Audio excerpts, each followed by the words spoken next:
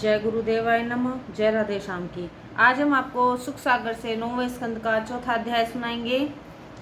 राजा अम्बरीश की कथा। श्री सुखदेव जी ने कहा, हे राजा परीक्षित, अब आप मुझसे महाराज मनु के पुत्र नाभग नामक पुत्र का वृत्तांत सुनिए। नाभग अपने सब भाइयों से छोटे थे किंतु विद्वान थे। जब ये गुरुकुल में पढ़ने गए थे तभी इधर भाइयों ने पिता के सब धन को बांट लिया, किंतु उसमें उन्होंने नाभाग को भाग लगाया ही नहीं। गुरुकुल से लौटने पर नाभाग ने भाइयों से अपना भाग मांगा। बहुत कुछ यत्न किया परंतु भाइयों ने किसी प्रकार भी उन्हें उनका भाग न दिया और उस प्रश्न का कहकर टाल दिया कि तुम्हारा भाग पिताजी के पास है, तुम उनके पास जाओ। नाभाग ने अपने पिता नभग से जाकर सब बातें कही और इस प्रकार अपना भाग मांगा। राजऋषि नभग ने कहा, यह मिथ्या है। उन लोगों ने तुम्हारा भाग हड़प लिया और मुझे दिया ही नहीं। अब मेरे मौजूद रहने के कारण तुम्हें मेरे पास भेज दिया है। उन्होंने तुम्हारे साथ ठगी की है। फिर भी मैं तुम्हारी जीविका के लिए तुम्हें उपाय बतलाता हूँ, सुनो। आजकल ये अंगिरा गोत्र वाले ब्राह्मण स्वर्ग जाने के लिए एक प्रकार का यज्ञ कर रहे हैं। यद्यपि वे बड़े ही बुद्धिमान हैं तथापि वे अपने यज्ञ की क्रिया में असफल हो रहे हैं। जब यज्ञ का छठा दिन आता है तब वे अनेकानेक विघ्नों में पड़कर मोहित हो जाते हैं। इस प्रकार वे अपने उस शुभ कर्म को पूर्ण नहीं कर पाते हैं। सो तुम अभी अभी गोकुल से आए हो और तुम्हारी विद्या प्रखर जान पड़ती है। इससे तुम जाकर उनके इस विघ्न को दूर कर उन्हें सफल बनाओ। जब वे सब ब्राह्मण अपना यह पूरा कर स्वर्ग जाने लगेंगे तब वे अपना सब धन तुम्हें देते जाएंगे। इस प्रकार तुम पूरे धनपति हो जाओगे। सो तुम वहां जाकर उन महात्माओं के विषयदेव संबंधी दोनों सुतों को बतलाओ। बस इतनी ही त्रुटि के पूरी होते ही वे लोग स्वर्ग लाभ करने लगेंगे। तुम्हारा भी काम बन जाएगा। फिर तो पिता के वचन को सुनकर नाभाग ने वैसा ही किया और वे सब ब्राह्मण अपना धन देकर स्वर्ग को चले जाने लगे। इस प्रकार जब नाभाग के पास बहुत सारा धन इकट्ठा हो गया और सदैव मिलता ही जा रहा था, तब एक दिन रात्रि में एकांत पाकर उत्तर दिशा से एक काले वर्ण के दूत ने आकर उनसे कहा, हे नाभाग, यह जितना धन तूने अब तक एकत्र किया है और जो कुछ आगे लेता जा रहा है वह सब मेरा है। इसमें तुम्हारा कोई अधिकार नहीं है। तुम इसे यहीं छोड़कर अपने घर जाओ। नाभाग ने कहा, हे तुम यह क्या कहते हो? जहाँ जितना कुछ धन मेरे पास एकत्र है इसके और आगे के सभी धन संपत्तियों पर मेरा अधिकार है, क्योंकि सब ब्राह्मण स्वर्ग जाते समय मुझे अपने इस धन का अधिकारी बना गए हैं। देवदूत ने कहा, नहीं, यदि ऐसा ही है तो इसके लिए तुम अपने पिता से पूछ सकते हो। नाभाग बड़ी शीघ्रता से अपने पिता महाराज मनु से के पास गया। सब समाचार कहा। मनु महाराज ने उत्तर दिया, हाँ ठीक है, किसी समय में महर्षियों ने ऐसा ही विभाग किया है कि जो कुछ यज्ञशाला की भूमि के अंतर्गत यज्ञ की वस्तुएं बचे वे सब रुद्र की है। सो हे बेटा, वह जो दूत आया है शिवजी का दूत है। तुम अवश्य ही उसके सब धन को सौंप दो। नाभाग ने चुपचाप आकर वह सब बात जो उनके पिता ने कही थी सच मानकर वह सारा धन दूत रूप रुद्र जी को सौंप दिया। तब धर्म की सत्यता पाकर दूत रुद्र जी ने प्रत्यक्ष हो नाभाग से प्रसन्न होकर कहा, वत्स नाभाग, मैं तुम पर प्रसन्न हो तुम्हें सनातन भ्रम का ज्ञान देता हूँ। साथ ही में यज्ञ जो यज्ञ से बचा हुआ धन है वह सभी तुम लो और आनंद पूर्वक वास करो। नाभाग ने शिवजी की बड़ी प्रार्थना की। वे प्रसन्न हो वहां से अंतर्ध्यान हो गए। हे परीक्षित, जो कोई इस चरित्र को प्रभात और संध्या में सावधानी से पढ़ता है, वह पढ़ता एवं स्मरण करता है, वह कवि वेद जी और आत्मज्ञानी हो जाता है। हे राजन, राजा अम्बरीश इन्हीं महाराज नाभाग के पुत्र थे, जो बड़े ही ज्ञानी और भगवान के बड़े भक्त थे। इनकी भक्ति इतनी बड़ी चढ़ी थी कि इनको ब्रह्म शाप का भी प्रभाव नहीं पड़ सका था। इनके पास धन संपदा का अक्षय भंडार भरा हुआ था। ये सातों द्वीपों के राजा थे। पृथ्वी का सारा ऐश्वर्य और संसार की राजलक्ष्मी इनके चारों ओर लौटती थी, परंतु वे इतने बड़े ज्ञानी थे कि उस अपार लक्ष्मी को हर समय ठुकराते ही रहते थे। जब कभी प्रसंग आता तो वे कहते थे कि यह तो मनुष्य को अज्ञान में फंसाने वाली है। ऐश्वर्य रूपी घटाटोप में घिरकर पुरुष आत्महीन और महामूर्ख हो जाता है। हे परीक्षित, उन महात्मा अम्बरीश ने अपने सारे जीवन को धार्मिकता की लहर में प्रभावित किया और उस प्रकार वे सर्वदा अपने मन को श्री कृष्ण जी के ही चरणों में लगाए रहते। विष्णु जी का गुण अनुवाद करना, उनके स्थान को अपने हाथ से झाड़ना बुहारना, अपने कानों को उनकी कथाओं के सुनने में लगाए रहना, नेत्रों को उनकी मूर्तियों और मंदिरों के देखने में लगाए रहना, उनके भक्तों का स्पर्श करते रहना, नाकों से उन भगवान के चरण कमलों की सुगंधि को लगाना, यही उनके जीवन का ध्येय था। जब वे भगवान के ऊपर चढ़ाई हुई तुलसी के पत्ते को मुख में रखते तो उसमें उन्हें अमृत का सा स्वाद आता। वे अपने पैरों से सर्वदा तीर्थ यात्रा किया करते थे। वे कहते थे कि जो सिर भगवान विष्णु जी के चरणों में नहीं झुकते हैं, वे कड़वी तुम्बी के समान हैं। इसलिए वे अपने मस्तक को सर्वदा श्री विष्णु जी के चरणों में ही झुकाए रहते थे। वे अपनी सारी अभिलाषाओं और विष्णु जी की दास्ता में ही निष्ठावर किया करते थे, दास्ता में ही निछावर किया करते थे। इस प्रकार उन्होंने अपने सारे जीवन को यज्ञ में बना डाला था। उन्होंने यज्ञों में सदस्य और ऋषिवज लोग उत्तम वस्त्र पहने हुए दिखलाई पड़ते थे। वे भगवान का यशोगान करने में इतनी प्रांगण भक्ति और अनुरक्ति रखते थे, उसके आगे वे देवताओं के स्वर्ग की भी चाह नहीं करते थे। वे अपने हृदय में सदैव भगवान विष्णु को ही रखते थे और उसके समक्ष वे सिद्धों के भी दुर्लभ भोगों का तुच्छ समझते थे। इन्हें कोई भी लुभा नहीं सकता था। वे अपने तप और अपनी भक्ति योग से युक्त अपने धर्म के द्वारा विष्णु जी को प्रसन्न करते हुए क्रमशः सभी विषयों से आसक्ति को त्याग चुके थे।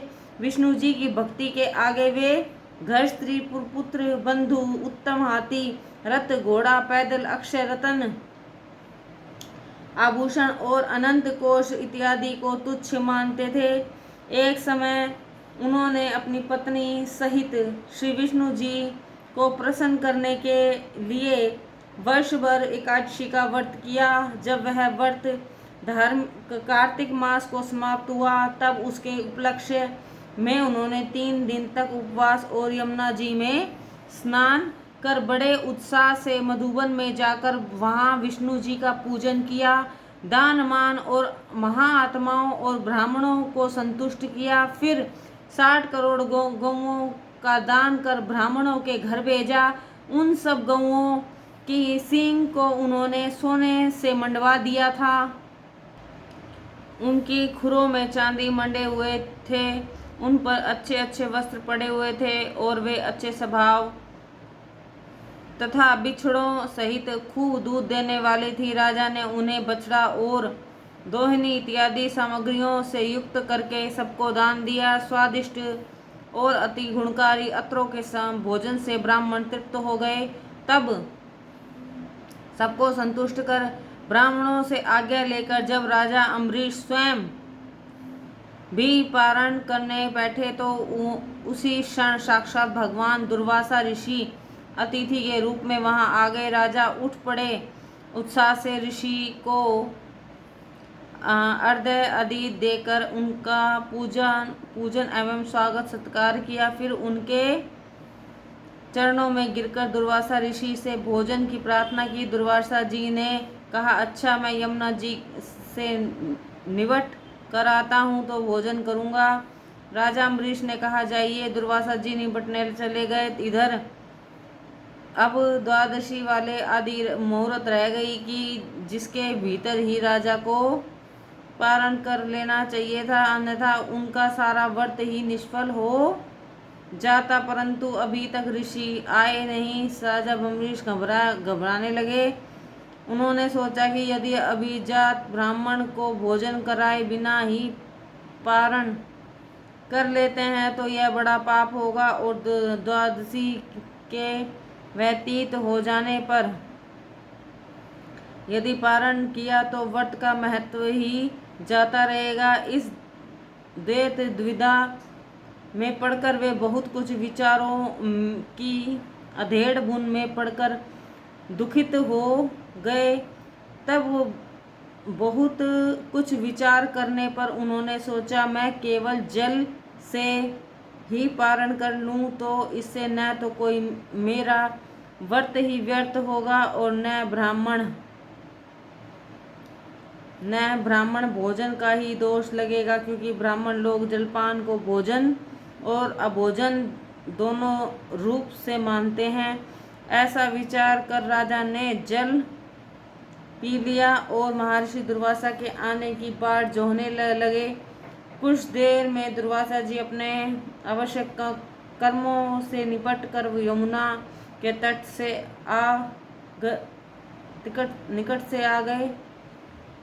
आ गए, किंतु वे अपने ज्ञान द्वारा जान गए कि राजा ने भी जल पी लिया है। फिर वे आते ही अम्बरीश पर बिगड़ने लगे और मारे क्रोध के उनकी भौहें तनी हुई थी तथा उनके अंग कांप से रहे थे। यद्यपि उन्हें अत्यंत भूख लगी हुई थी, तथापि राजा के हाथ जोड़कर यह कहने पर कि महाराज चलिए भोजन कीजिए, उन्होंने भोजन करने से इनकार कर दिया और कहा, तू धर्मात्मा नहीं है, क्रूर है, धर्म उल्लंघन करने वाला है। तू लक्ष्मी के अभिमान में अंधा हो रहा है और अब तू अपने ही को सारे संसार में सर्वश्रेष्ठ मानता है। तू विष्णु का भक्त नहीं, ठग है। मैं तेरे यहाँ तक अतिथि के रूप में आया था और तूने मुझे भोजन कराने का निमंत्रण दिया था, किंतु मुझे भोजन न कराकर तूने पहले ही भोजन कर लिया। अच्छा, तो अब जो तुमने मुझे आतिथ्य न देकर पहले ही भोजन कर लिया है, इस कुकर्म का फल मैं तुझे अभी ही दिखलाता हूँ। ऐसे कहकर क्रोध से जलते हुए दुर्वासा ने अपनी एक जटा को उखाड़ लिया और उससे कालअग्नि के तुल्य कृत्य को बना डाला। वह देदीयमान कृत्या हाथ में तलवार लिए हुए राजा की ओर दौड़ी। यद्यपि उसके पैरों के भार से पृथ्वी हिल रही थी, तथापि राजा अपने स्थान से तिल भर भी पीछे न हटे और उसी क्षण भगवान विष्णु ने अपने भक्त की रक्षा के लिए अपना चक्र भेजकर कृथा को जला डाला। अब चक्र दुर्वासा की ओर दौड़ा। वे मेरु की एक कंदरा में घुसने के लिए भागे। भगवान के चक्र ने वहां भी उनका पीछा किया। वे सब दिशाओं, आकाश, पृथ्वी, जल, पाताल, समुद्र, लोक और स्वर्ग आदि सब स्थानों में भाग कर गए, परंतु वह जहाँ जहाँ जाते सर्वत्र ही यह अत्यंत दुख चक्र उनका पीछा करता।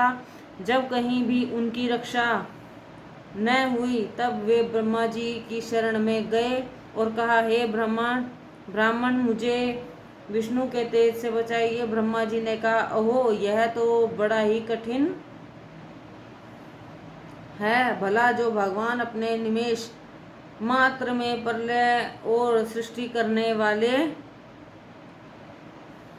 हैं, अणु मात्र के संकेत को पाकर माया क्या क्या क्या कर डालती है। जिनकी आज्ञाओं में बंधकर शिव, दक्ष, भृंग और सब प्रजापति आदि अपने अपने भाग के कार्यों को करते हैं। भला मैं उन विष्णु जी के तेज से तुम्हें कैसे बचा सकता हूँ। जब ब्रह्मा जी ने ऐसे कहा तब दुर्वासा जी वहां से भागकर शिव जी के पास गए। शिव जी ने कहा, मेरी सामर्थ्य नहीं है। भला जिन भगवान से मैं समय पाकर कितने ही ब्रह्मा और ब्राह्मण होकर फिर नष्ट हो चुके हैं। जिनकी माया में हमारे जैसे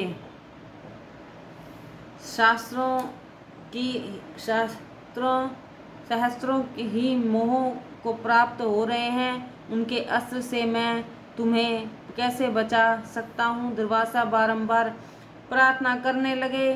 तब शिव जी ने इसका यही एक उपाय है कि अब तुम शीघ्र ही उन्हीं भगवान की शरण में जाओ कि जिनका संकेत पाकर यह चक्र तुम्हारा पीछा कर रहा है। बिना उनके तुम्हारा कल्याण और किसी से भी नहीं होगा। तुम तब निराश। दुर्वासा बैकुंठ में विष्णु जी के स्थान पर गए। देखा तो सामने ही लक्ष्मी जी सहित विष्णु जी विराजमान है। दुर्वासा जी जाते ही उसके पांव पर गिर पड़े और हाथ जोड़कर कांपते हुए बोले, हे अच्युत, हे अनंत, हे साधुओं के इष्ट, हे संसार के उत्पन्न करने वाले, आप मुझ अपराधी की रक्षा करें। मैंने आपके तेज को न जानकर जैसी यह भूल की है, आपके प्रिय भक्त को दुख पहुंचाया है, उसके लिए मुझे क्षमा कीजिए। प्रभु, आपके जिस नाम का स्मरण करने मात्र से ही महापापी भी नरक यातना से मुक्त हो जाता है, उन्हीं आप भगवान की श्री चरणों के निकट में उपस्थित हुआ हूँ।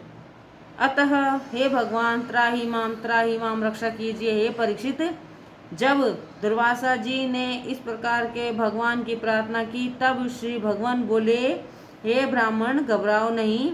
यह तुम्हारी भूल थी कि जो वास्तविकता को न जानते हुए मेरे भक्त को कष्ट देने पर तुल गए थे। तुम्हें यह जानना चाहिए कि मुझे अपने भक्त बहुत ही प्रिय हैं। यद्यपि ये लक्ष्मी जी मुझे बहुत ही प्रिय हैं, तथापि मैं अपने साधु भक्तों के आगे इन्हें भी कुछ नहीं समझता, और यदि मेरे भक्त नहीं तो मेरे लिए ये भी कुछ नहीं है। सो तुमने मेरे भक्त राजा अम्बरीश को इतना कष्ट पहुंचाने की क्या चेष्टा की है। अच्छा तो सुनो, अब मैं तुम्हें उपाय बतलाता हूँ। तुम जिसकी बुराई किए हो उसी राजा अम्बरीश के पास जाओ, उनसे क्षमा मांगो। यदि वे तुम्हें क्षमा कर देंगे तो जानो तुम्हारी रक्षा होगी, अन्यथा नहीं। किंतु मैं कहता हूँ वह राजा बड़ा दयालु है, धार्मिक एवं श्रद्धालु है, वह तुम्हें क्षमा कर देगा। जाओ, तुम्हारा कल्याण होगा। जय गुरुदेवाय नमः। जय राधे श्याम की।